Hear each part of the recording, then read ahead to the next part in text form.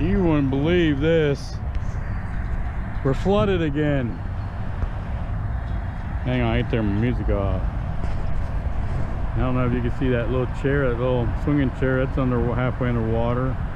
I don't think it's quite as high as it was. Look at this, we got waves coming in. Unbelievable. And it's going down there. It's slowly filling that up. So I'd say it's coming up. So I'm just taking the short route today, just a few miles.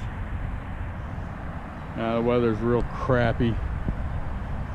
Supposed to get more rain, which is what we need. I haven't rode since a week ago, just because pretty much the weather. Me and the wife rode around Key West on bicycles last week for, I don't know, it's probably a few miles, 5-6 miles, I don't know.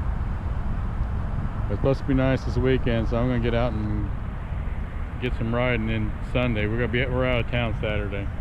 So, all right, let's roll.